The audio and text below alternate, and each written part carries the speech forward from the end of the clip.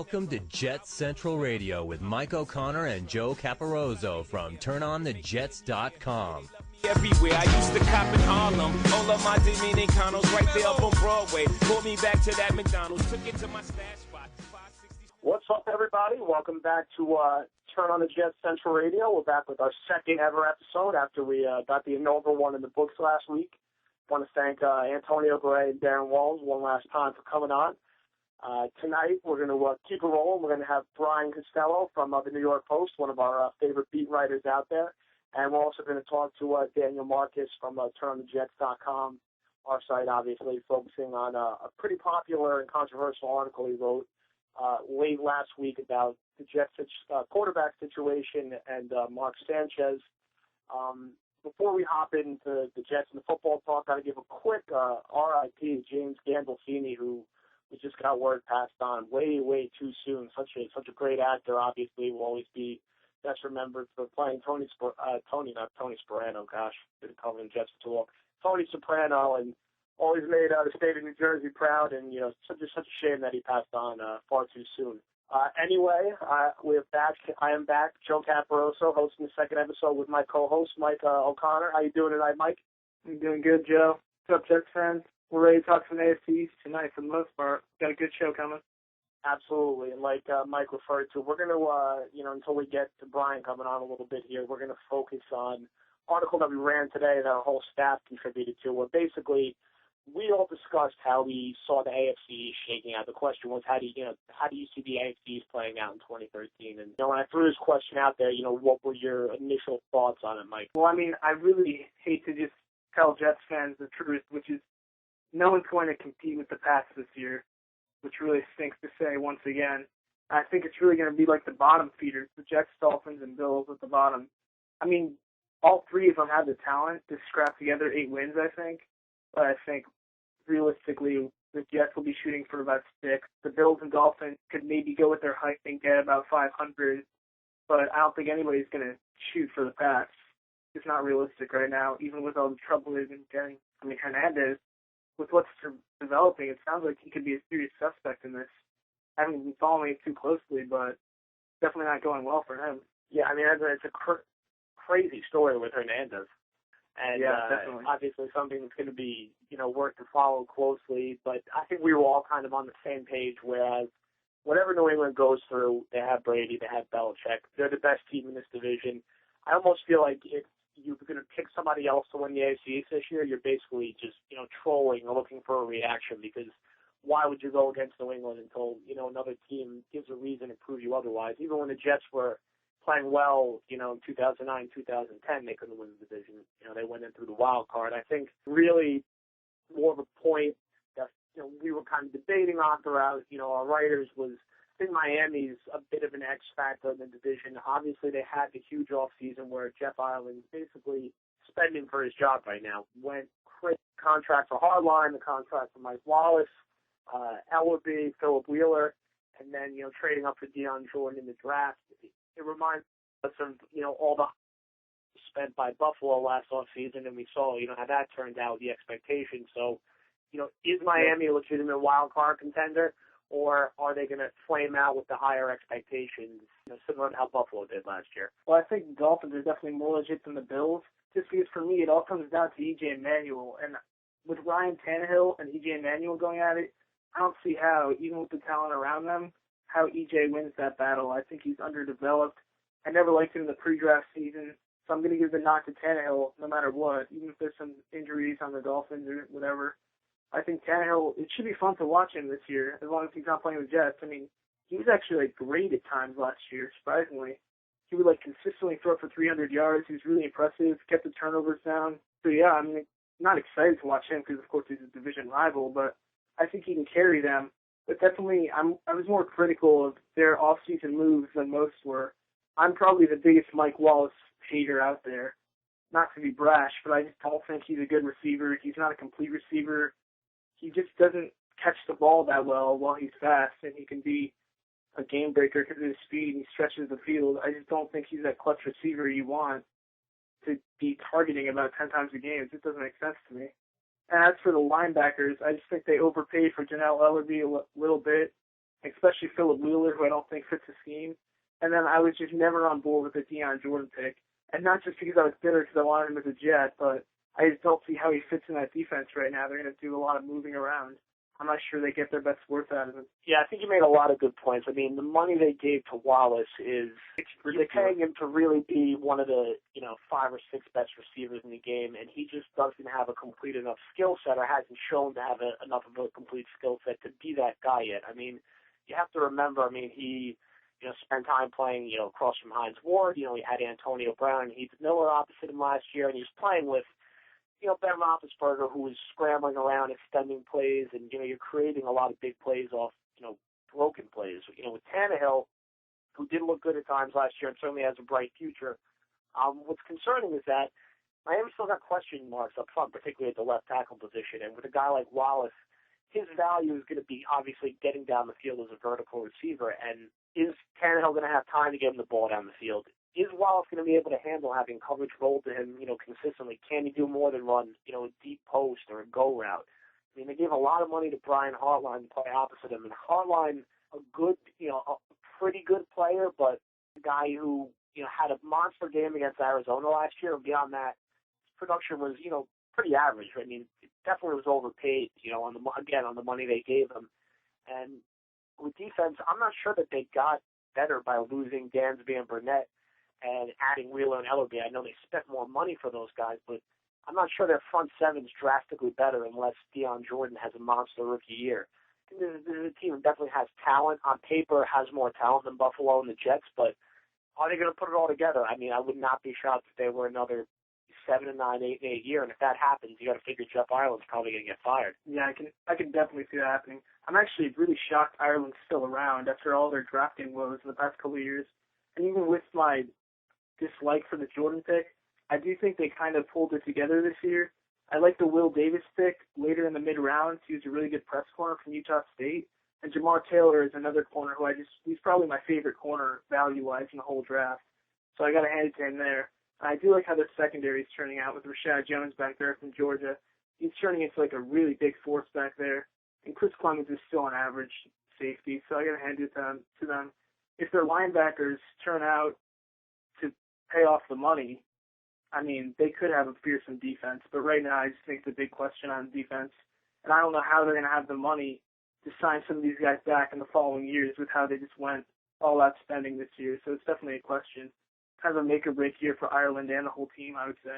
Yeah, I think when you look at where the Jets fit in all this, it's going to be how are they going to compete against Buffalo, Miami? Now, since Rex Ryan has taken over, the Jets have basically owned Buffalo. They've really beat up on them, outside of, when Sanchez had that disastrous 6-interception game in 2009, and outside of, last year when both teams' seasons were basically over and it was a glorified preseason game. But beyond that, the Jets have played Buffalo very well. Obviously, Buffalo is new coaching staff, Mike Pettin on defense. They had Doug Marrone leading the way with the head coaching job. I still like the Jets comparatively to Buffalo. I agree with you. I don't think E.J. Manuel was ready to play right away. I think he's best served, spending a year or two on the bench, which means they're going to probably be playing Kevin Kolb this year. He has a tough time staying healthy. Buffalo's offensive line, is far from a proven commodity. Their explosive running back with C.J. Spiller, I think will be more of a focal point of the offense. But, I would not be surprised at all if the Jets finish with a better record than Buffalo. The question is going to be, how they're going to stack up against Miami, who, on the reverse side, has really played very well against the Rex Ryan-led Jets the past few years. I mean, last year, they just took it to the Jets at MetLife. It was probably one of the, outside of the Thanksgiving game against New England, was really one of the low points of the season. And, the Jets want to hover around 500 and be playing relevant football in December. They're going to have to find a way to take 3 out of 4 against Buffalo and Miami because, it was great with beating New England in the playoffs in 2010, but since then, the Jets have not, looked good against New England. You kind of have to assume that they're probably going to lose both their games to them. So you got to make that up by winning 3 out of your 4 against the other opponents. I look at when the Jets play New England this year.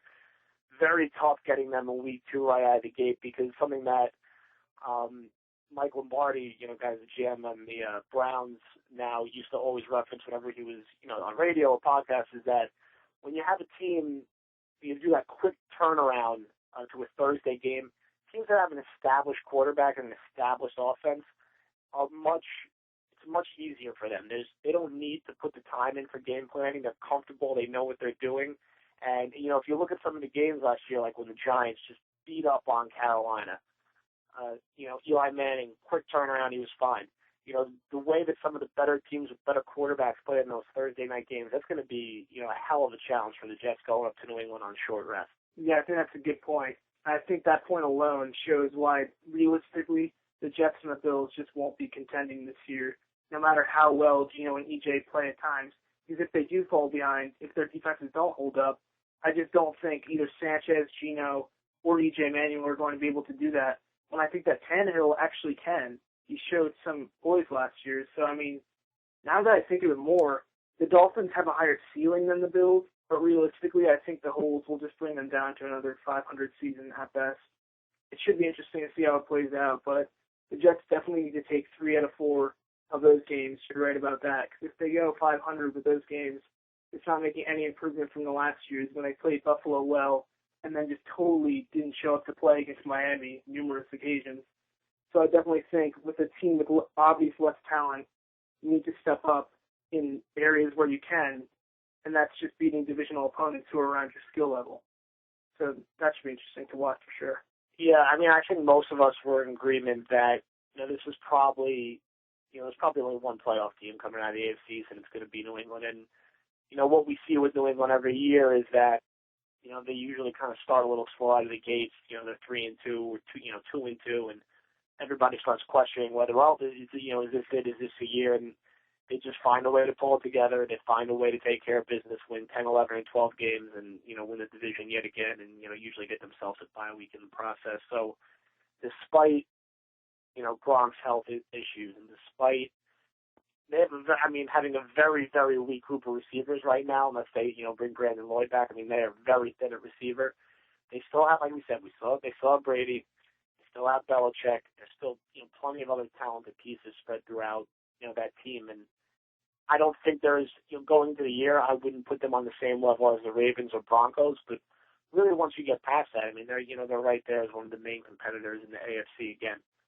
So, where do you think New England, kind of fits in big picture AFC? Are they, a cup below Baltimore or Denver? Even further, are they, you like a team like Cincinnati better than them coming into this year? I think the Pats are going to be interesting because really they will go as far as Tom Brady takes them.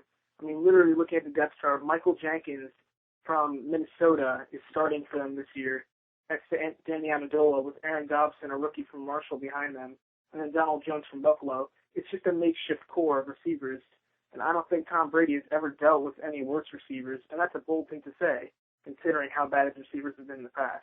So if Tom Brady works with them and has a good offseason and actually gets some chemistry going, I think they have the talent to be maybe a right behind the Broncos type of team and Ravens, those AFC dominators. And then you have, on the defense, you have Vince Wilfork, of course, being Vince Wilfork. I do think he's a little overrated because of his inconsistency. But, of course, he's always doing Vince Wilfork things some of the time. They've got Tommy Kelly starting, which kind of shows their weakness on the interior defensive line.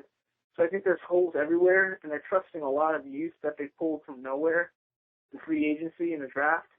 But I think that realistically, the Pats and Tom Brady and Bill Belichick will win them 10 games at the least. But I think 10 or 11 is actually a pretty realistic estimate.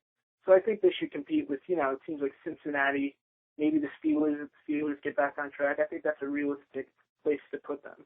Yeah, what's always been frustrating with the Jets and New England compared to New England since, Rex has taken over, you can really see the way that Belichick is able to adjust between the first and the second matchup. If you look back to last year, Jets really should have won that first game in New England if it wasn't for a Stephen Hill drop. They come out in the second game, they get, humiliated and ran off the field. 2 years ago, similar thing. They played them early in the year in New England, played them tough. I think they lost by 8 or 9 points in a game that was close. Later in the year at home, blown out, by 3 touchdowns, in their home building.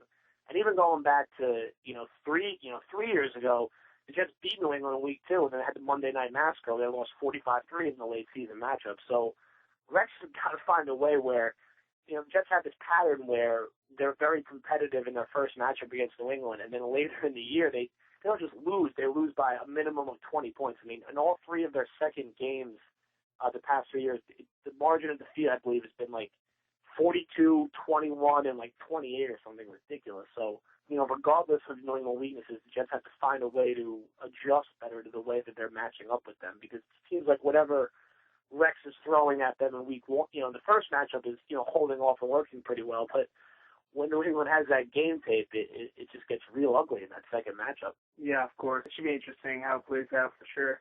So I think we're going to have to break now, and we're going to come back with Brian Costello of the New York Post. Are you looking for an NFL website that doesn't throw rumors against the wall and hope they stick? Then please go to ProFootballCentral.com for up-to-date news and information. ProFootballCentral.com is back and better than ever.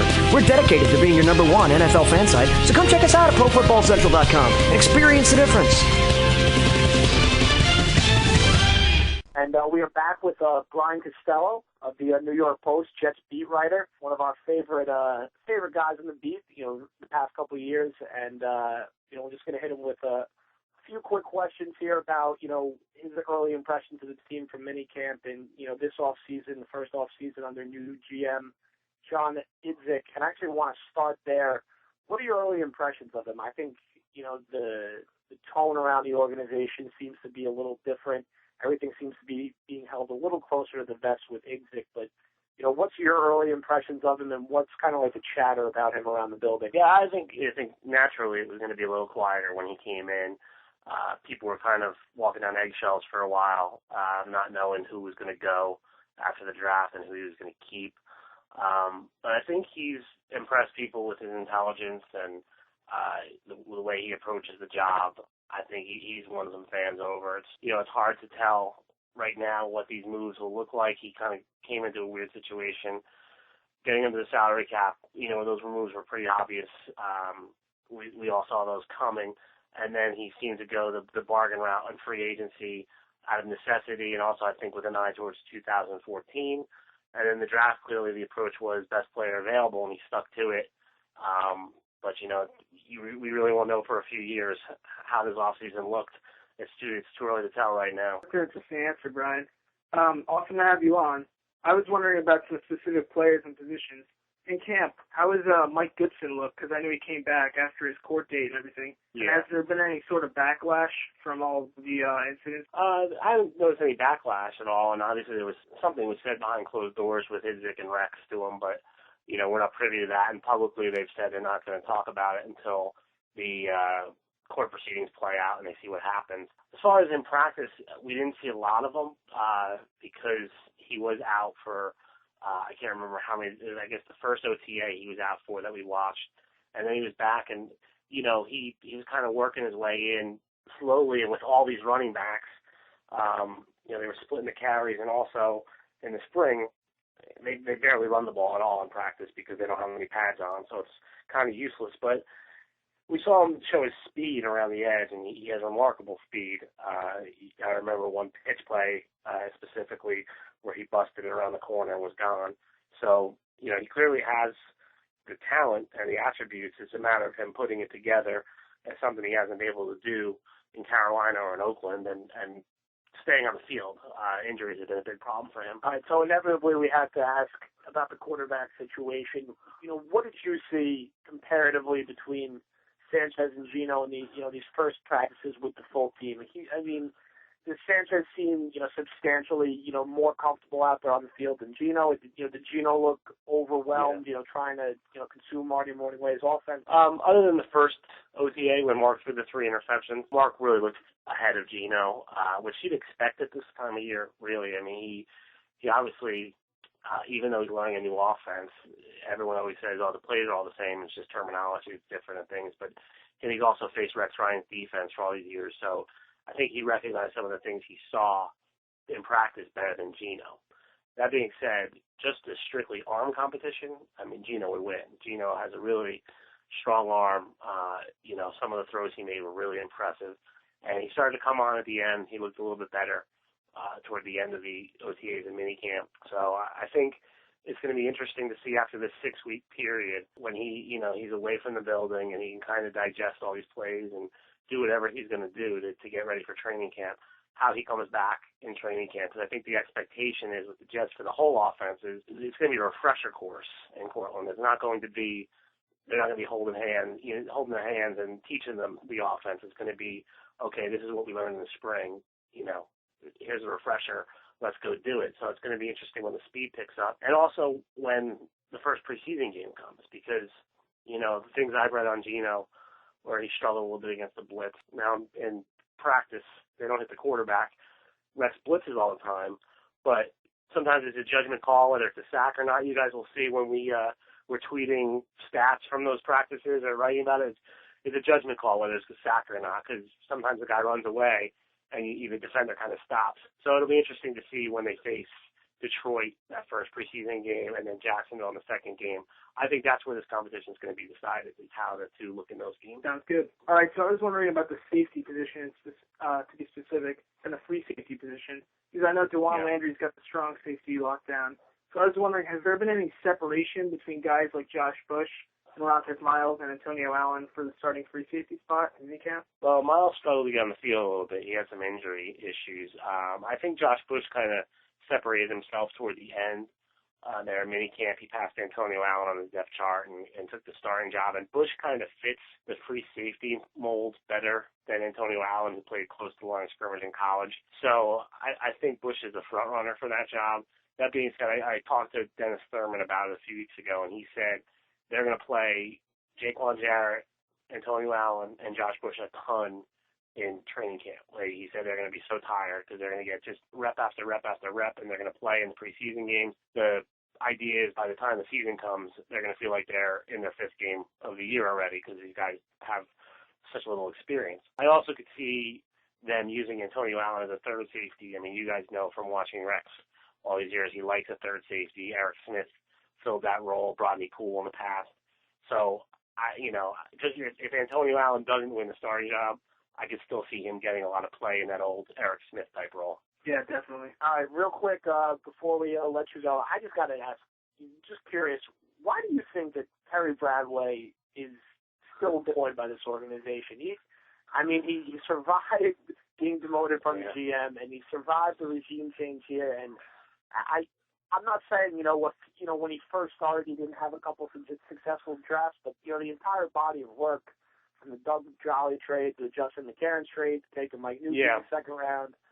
What is it that, he has such a hold that he's still able to maintain a job within the organization? A good question. I saw Samini the other day writing about the job title, and I thought he's just getting the fans riled up. I think Terry is a really nice guy to start with. I think he's very affable, and I think people like him in the organization all the way up to the top. I think Woody Johnson likes him. All those moves that you mentioned were when he was GM, and that's why he hasn't been a GM in 7 years. The tough part to evaluate, and you hear bits and pieces of this, but you never know who to believe and who has an agenda, is who likes what players during the draft process. So, Terry's been heavily involved in the draft process even after he was GM with Mike and now with John. I mean, he was working with John at the Senior Bowl when we were down there. I saw him. He was next to Idzik the entire time.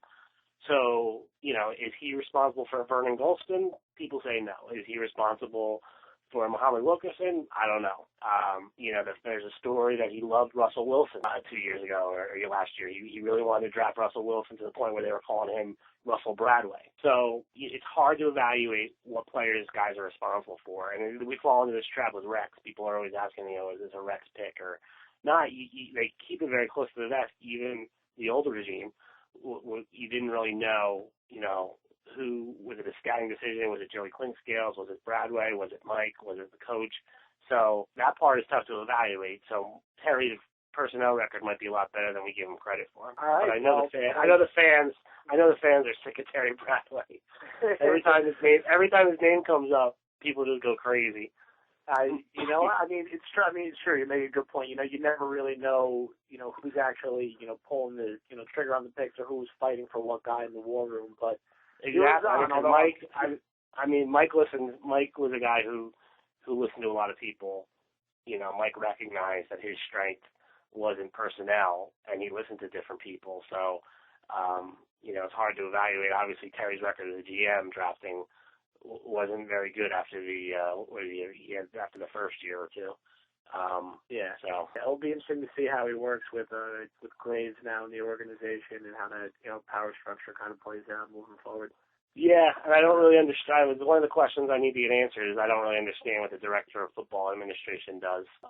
It's like kind of like a long, vague title. Yeah, I thought he'd be in charge of personnel, and I wrote that over the weekend when I was doing my off-season review, and I was corrected by someone in the Jets that he's not going to oversee personnel, that he'll report to John, but Terry and that group is in charge of personnel. So I have to, maybe we'll find out when we get closer to the season what exactly Rod's job is right now. All right, Brian. Well, again, we really appreciate you taking the time, and hopefully we can talk a little more closer to the season. We'll definitely be following you. Make sure to check out Brian's work on Twitter. He's at Brian Cos, and at the New York Post, I believe you're working through your top 25 players in the team right now. Yeah, it's a little tougher this year. A lot of question marks. Younger guys and guys who have an injury history and guys that they were bargain players for a reason. And I remember last year doing it. Landry was a tough guy to evaluate, and I way underrated him because I didn't see him having a Pro Bowl season in June,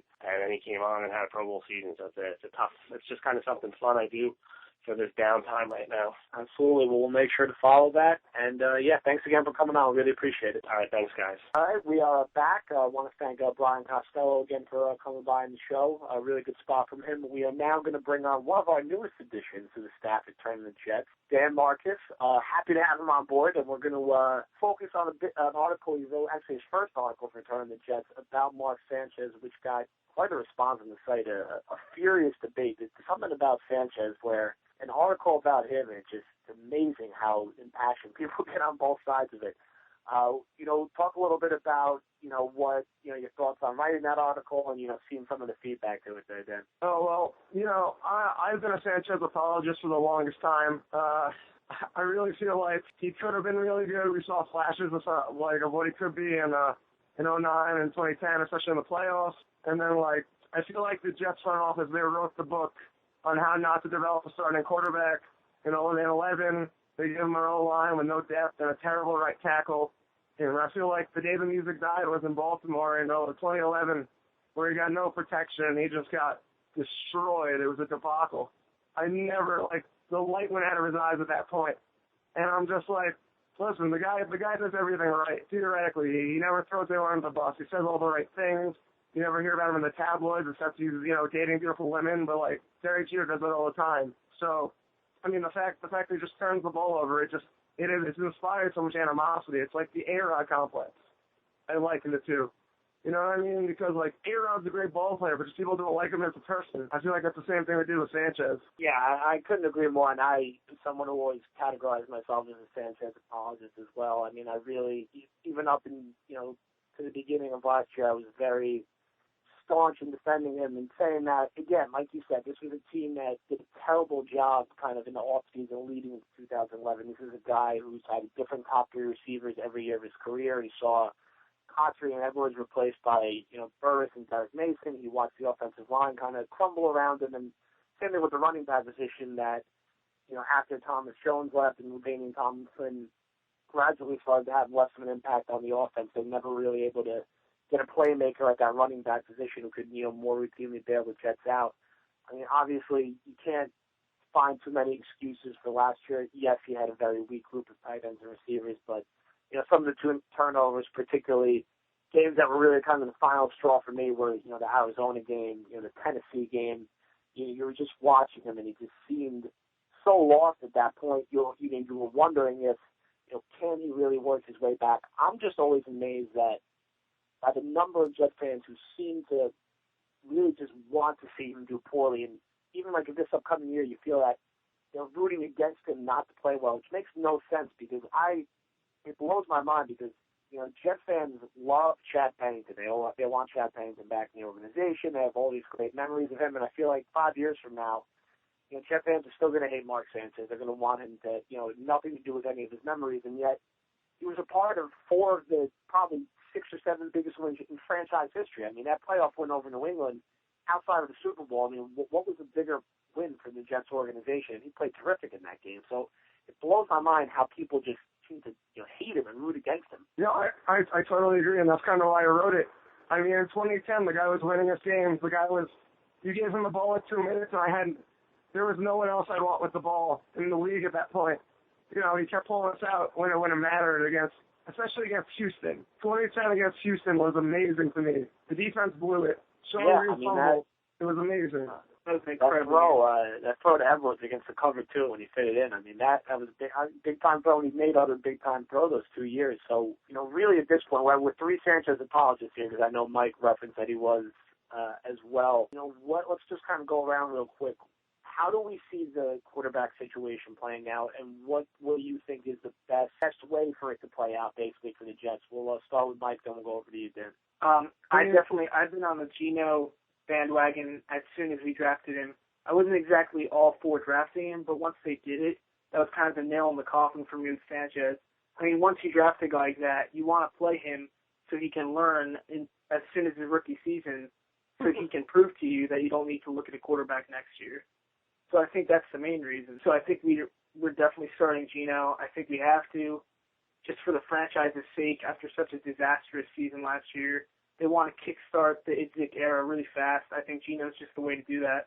I don't see any point in just dragging Sanchez through the dirt anymore at this point, even if he can still win some games. I think just for the franchise's sake and for the sake of trying to build the future, I think you just start Geno. Even if he isn't ready in training camp, you start him and see what he can do and how he can learn. Yeah. What do you think, Ben? Yeah. You know what? I thought the same thing, even when Gerard was here. I always felt like all of the things were falling in place for Sanchez to pick the job back. Geno, the pick was great. The pick was a great value pick. But the problem is he's a project to me. I haven't seen him take a snap under center in college, and I don't think that's going to, you have to be able to take a snap under center in the NFL. Even though we're going with the read option now, it's some more popular. I mean, you still need to be able to run the play action and be able to make reads that aren't in the spread, because you know other really easy reads in college in the spread, playing in the Big East and then the Big 12. So, yeah, I mean, redemption, my name is Sanchez. He's going to have all the opportunity in the world to prove people that he's still got some, shred of talent left and some shred of ability and some shred of confidence, and he's going to be under center starting week one. I don't think you can throw Geno in there too quickly unless Sanchez starts throwing up all over himself. I think Geno the best course for him is to sit and wait a little bit, kind of learn, absorb the system, because I don't think putting his feet to the fire year one is probably the best idea for him, at least not right away. I envision him, he's probably going to start at some point in the season just because of how shot Sanchez's confidence is. But I see, mid-season, week 8, if things are going bad.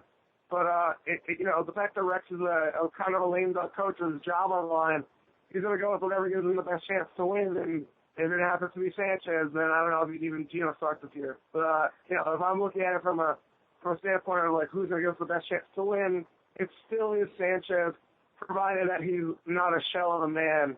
I mean, we got to give him the right weapons around him, and presumably he's going to have a back that could catch the ball out of the backfield, which is going to be a nice safety blanket. And Kellen Winslow could be that kind of, second where Dustin Keller was, and give him that also safety net at tight end. I mean, I can see him succeeding and being a good game manager, and I guess that's how I see it playing out. Yeah, I think it's a really interesting dynamic. I think you really just have to let them play it out over the summer and into the preseason games. I don't really see a starter being named until, either right before or right after that third preseason game. And I think unless Sanchez is really miles ahead of Geno and it's noticeable, which could very possibly happen. I mean, he is making a big transition to an NFL offense, and Sanchez is going into his fifth year, and we know there is talent in there somewhere. So Sanchez is outplaying Geno noticeably, and, Geno's just not ready. I have no problem having the year start off to Sanchez. You can always pull the rug on Sanchez and hand the reins to Geno, because Sanchez isn't going to be here next year. He's going to be gone regardless, unless he starts all year and they go 10-6 or something crazy like that happens. If you do start the season with Geno, you are kind of locked into him all year. That being said, if Geno looks competent, this preseason, and Sanchez isn't running away with the job and is turning the ball over in practice, turning the ball over in preseason games, I don't really see Rex Ryan being too hesitant to start Geno. I mean, he started a rookie when he was a first-year head coach and got to the AFC Championship game. I'm not sure how ready Sanchez looked that preseason. I mean, he had a couple good moments, but I remember that second preseason game against Baltimore. He threw an interception on the first play. I think he threw another interception on the second possession. And, they still went with him, and obviously the rest of his history is what happened. But, I think we all know it's inevitable that Geno's going to start at some point this year. It's really just going to be a matter of when. And I'm just really interested to see how he's going to respond day one of training camp, week one of the preseason, after having, another 6 weeks here to learn the playbook and get a little more comfortable with the offense. We know the arm strength's there, but, like you referred to, it's a big transition to this offense. Do you think, Dan, that in the right situation, what do you think Sanchez's ceiling is, whether it's in New York or somewhere else, which, I think it inevitably will be? I think, if he's ever going to be successful in the NFL, he is going to have to, learn how to hold on to the football one way or the other. We heard in minicamp and OTAs that they're renaming the gauntlet drill the Sanchez drill just because of how many times he doesn't know how to hold on to the football. But, as Rex, I saw Rex quoted saying, he told it to Marty Morningwig that, if we could just get Sanchez to hold on to the ball, this team could be very competitive. He could be a very good, I don't know. He could be a good quarterback. Very good, I don't know. I'm not as high on him. I feel like his confidence is shot for the most part here. So he might need to change the scenery. Hopefully he should dig down and find it within himself to, try and become show something, show some ability like he showed his first 2 years, and kind of get back to, getting his pocket presence back and making good decisions with the football. But, before he could be considered, a starting caliber quarterback in this league, he's got to be able to hold on to the football and start making better decisions. Year 5, if you're not doing it in year 5, when are you going to do it really? So, and he's going to need the right supporting cast around him. I don't even think he's got enough this year. We're depending on a lot of guys to step up and develop, such as Stephen Hill and like a Jeff Cumberland. So he's never really had the weapons, especially the last 2 to 3 years. But if he's got a guy that can catch the ball, if he's got a big time dynamic playmaking wide receiver and a decent running game, I think he could be successful at that point. I just don't think it's going to be here anymore. No, I definitely agree, and I think it's obviously a great first article to start you off here at TOJ. Obviously got a lot of discussion going, and we're definitely happy to have you on board and happy to have you on here on our second episode of the podcast. And make sure to follow Dan on Twitter at DanMarcus92. He's just getting started with Twitter. We're going to try to get him out there a little more. And, keep an eye out for any of his upcoming articles on the site. Definitely thanks for stopping by, Dan, and we'll talk to you soon. Thanks, guys. Thanks for bearing with me in my Scotty Farrell impression. No problem. All right, guys. Later. I want to thank Dan Marcus for joining us, our newest staff writer. And now we're going to throw it back to our next guest, who actually is technically our oldest staff writer outside of me. TJ Rosenthal, I've actually been working with for a few years now. We used to worked together back on Pro Football New York, a site a few years ago. TJ runs the Jet Report and can be followed on Twitter at the Jet Report. And he's also nice enough to let us duplicate some of his content to turn the Jets. He writes our weekly No Huddle piece, which is one of our most consistent, most popular articles. TJ, thanks for coming on. Hey, I really appreciate you guys taking the time to have me on the show tonight. Absolutely. Just real general, starting off, how did you feel about this off season and how it went? New GM.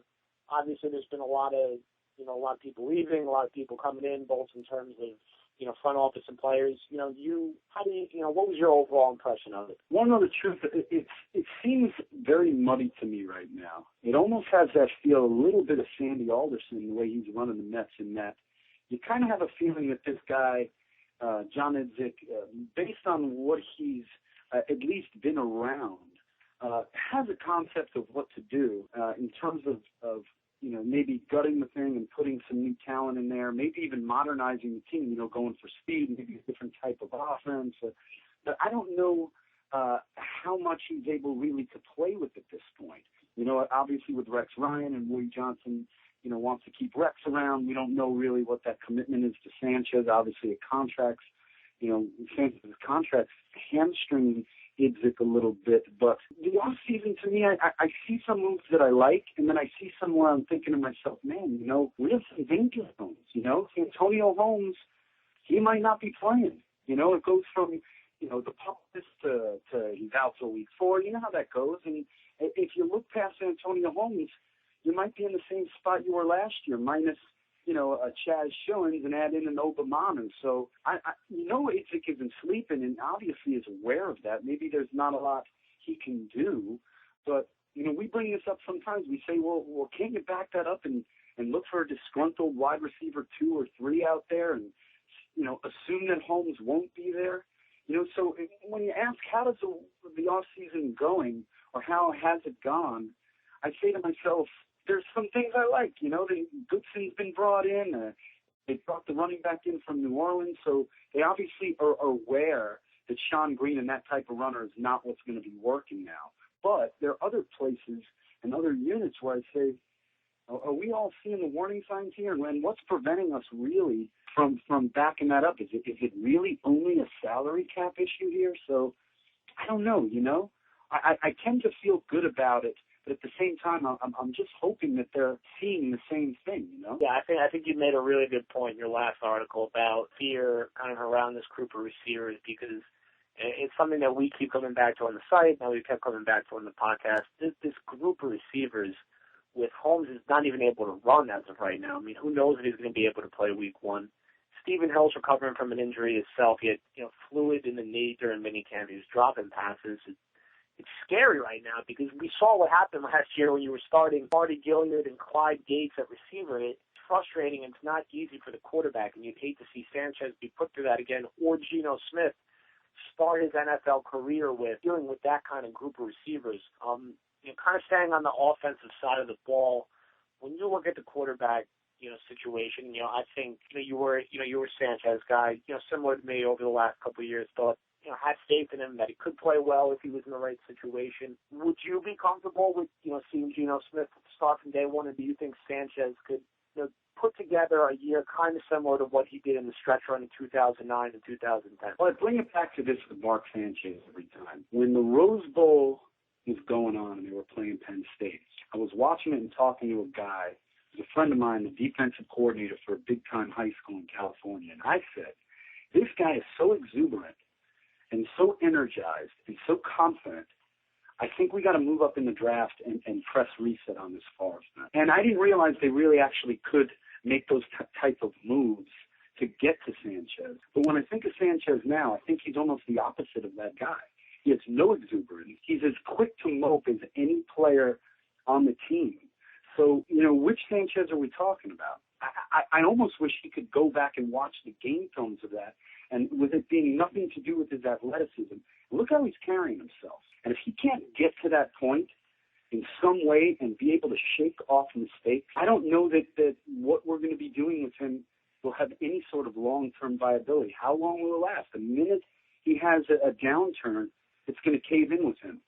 So I'm comfortable with any guy that can keep a face long enough to withstand, the ups and downs of playing, especially when we're talking about a wide receiver core that is going to frustrate you a little bit unless we do something about it. So TJ, staying on the topic of the quarterback, I saw that you were talking about the Wildcat in your article.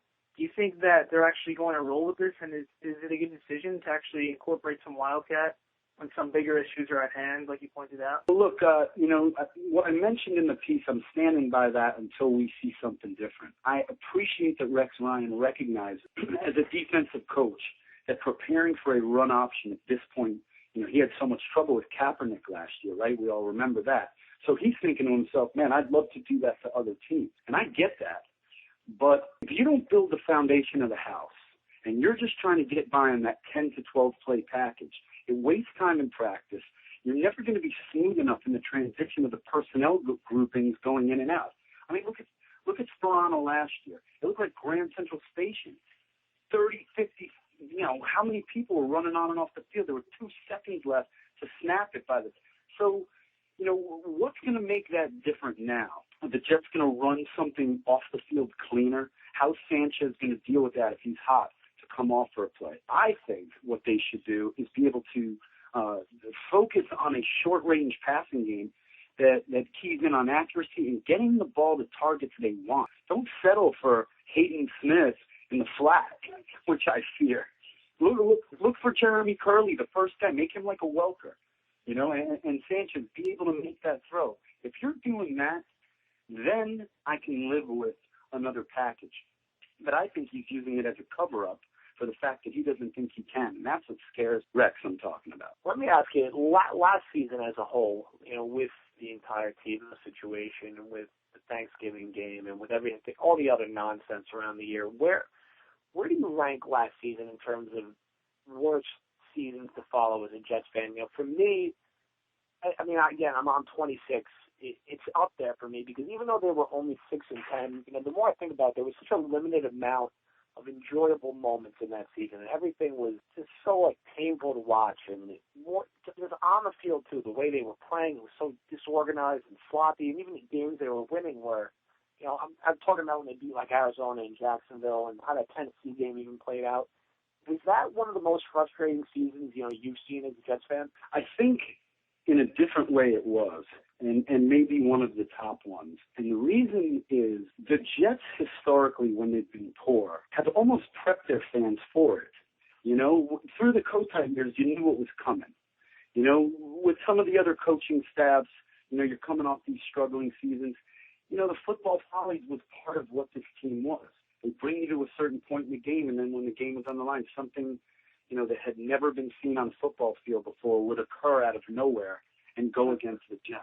But you knew it was coming. The problem with last year is that you're still feeling that this team has that moxie and that attitude from the championship game seasons, the back-to-back seasons. So although you're staring at what's about to be a tsunami, in your heart you're going, you know what though, Rex is still talking a good game, and wow, they still have a few pieces. So maybe we can still fight this fight against the Patriots, who seem to be getting better again. And so I think that's what made it even more frustrating, is that there was still this inkling of hope that we're hanging on to those early Rex Ryan years. We're getting an exciting player like Tebow, who, is under wraps all summer and is going to come out as this, hybrid weapon making plays no one's ever, seen before in certain packages. So I think it was disappointing for a different reason, and actually it was more painful.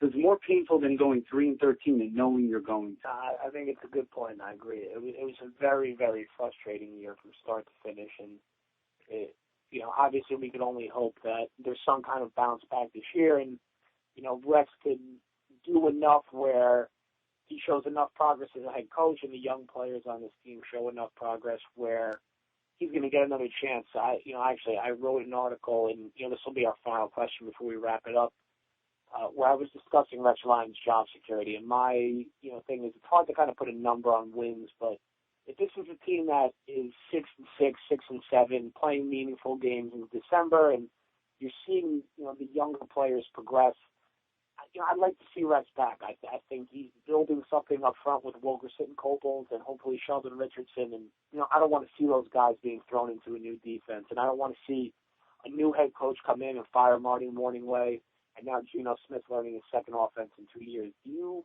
think that, both of you, and we'll start with Mike and then we'll finish with TJ, what do you think Rex needs to do to be the head coach in 2014? And do you think he's capable of doing it? Well, I definitely think Rex is capable of putting it all together, because we've seen the pieces and we've seen some successful aspects of what he's brought in the defensive line, in the secondary.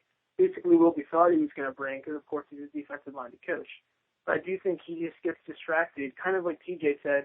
He just gets away from simplicity. Like, you try to bring an exciting player in like Tebow just because you think it's going to work out, and it's that simple, but realistically it never is. But I think he's just not that good, smart on the offensive side of the ball, or in general with handling some situations about bringing guys in, whether it's worth it in the end. I know he's not handling the cap issues, so it comes down to Mike Tannenbaum. I really think Tannenbaum screwed him over with a couple instances, and how Tannenbaum just put so much money and so much trust, and the team just put so much of a role on some players that shouldn't be dependent on it like that. Like Bart Scott over 3 years. Obviously he didn't have enough left in the tank, and now he's gone. And we basically trusted him to be a starting linebacker for about 4 or 5 years. So I think small decisions like that just kind of show the weaknesses of Rex's kind of reign. But I think if Rex just gets on point and starts being simple on the offensive side of the ball, while you let Morningway, because he's a QB genius, just take it and run with it, with a rookie quarterback, Geno, because I want him to start, of course. I think that you can kind of have a balance where Rex succeeds on the defensive side of the ball while bringing a simplistic view on the offensive side of the ball, so that Morningway kind of does his magic and he finds this balance where both sides can work together and basically succeed. But I definitely think he should stick around because honestly, like you said, Geno, if he does start, cannot go through a whole different coaching staff and most importantly, a new offense. That's just so awful for him, almost tragic. Because we've seen it happen to Sanchez. He can't handle a new offense. Sparano just destroyed him with the run-first offense. And then when he gets in a groove, take him out and go with Tebow. So I definitely think any new offense, if he does get used to it, is just ill-advised. So I definitely think Rex should stick around, find his groove, don't try to overdo it, stick to what works, and I think you'll find a nice balance. What do you think, TJ, and then we'll wrap it up. I think Rex has two things would be key for him. First of all, he can't afford to live in the past. I don't think that's working for him in terms of 2014. In other words, he can't tell us he's a good coach and here's why. Because that's living in the past at this point. He's going to be judged based on his ability in 2013 to conduct a training and not stand witness to what's happening. Last year, you could see that that other things around him were making him the passenger and not the conductor. He didn't do anything about Tebow. He didn't move Sanchez. When all the clues pointed towards, you know what, even if you're not making a long-term switch, get this guy off the field. Get him off the field for a series. Get him off the field for a half a game. Make a point. Bring some energy to the offense. Give them a chance in the huddle to feel a new energy. You have to do that. Now, in terms of this year, he's going to have to do that. When is he pulling the plug on Sanchez if Sanchez starts? When is he going to dial up blitzes based on what happens, in a certain game? When is he going to, tell Morningway, look, we're going to get off this ground game right now. We want to attack vertically. Things like that. I think he has to be able to show Idzik that he understands where this team wants to go, and based on what he has now, that he can handle this group and inspire them enough to maximize what they can do. I mean, look, that might mean 5-11. That might mean 7-9. But whatever it is, Idzik will take that into account if he's looking at this guy going, look, he can handle new personnel groupings. He's not living off a few veterans, that were around from the Mangini era. So I think if he can show that he's leading this thing, almost like Marvin Lewis did when he had a, press reset in Cincinnati and lost Carson Palmer and had to, redo things with Dalton and Green at wide receiver. If he can show that, he sticks around because I'm with you guys. I don't really think it's a benefit to this organization to get rid of a head coach, get rid of an offensive coordinator, maybe even get rid of Geno Smith too. I mean, how do we know that the next guy likes that type of quarterback? So then, all of a sudden in a 3-4 year plan. Nice. And I agree. I think both of you made good points, and particularly about Rex not living in the past. He has to show us. He has to show us. I mean, you look at what the Jets happened in 2011. They were 8-5, lost their last 3, missed the playoffs. Last year they were 6-7, lost their last 3, missed the playoffs. So Rex is on the hot seat appropriately. This is New York. He's entering his 5th year, and I think he's capable of doing enough to keep his job. I'm hoping that he is, and I don't want to get my hopes up too high. We've all learned that, but I think there's a very good head coach there, and similar to how we mentioned it with Sanchez, like there's a very good quarterback in there. It's just, is the consistency going to be there? And, can these guys rise to the occasion? I want to thank you very much for coming by, TJ. I really appreciate it. We're definitely going to do this again a few more times before the season kicks off. And everybody make sure to follow TJ on Twitter at the Jet Report. Check out his site, the Jet Report, and then also check out his No Huddle article, which runs every Monday for us over at Turn on the Jets. Thanks again, TJ. Yeah, thank you guys, man. We'll be speaking soon. Right, that was TJ Rosenthal from Turn on the Jets and the Jet Report. Great of him to stop by, along with Dan Marcus, also Turn on the Jets, and then Brian Costello of the New York Post.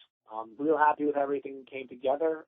We'll be back next week with another episode. Obviously, stay with us at turnonthejets.com. Check out the site today. We had our roundtable on the AFC East. We had an article from Connor Rogers on Antoine Barnes. And I also had our countdown piece going. Only 82 days away from Jets Bucks kicking off at MetLife.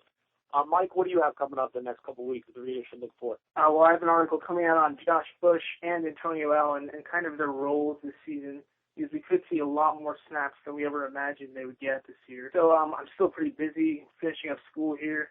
Still a youngster, so I mean, young pal, still in school. Enjoy it. Yeah, I'll definitely have it out in the next 2 days once I get done with finals, and once summer hits, I'll just be able to get out a lot of content, so that should be fun. But great show tonight. Thanks to everybody who came on, of course. I really enjoyed it. All right, that's it, Jet fans. Stay with us, and as always, stay civilized. The Pro Football Central Network. For news, blogs, highlights, and more, log on to ProFootballCentral.com.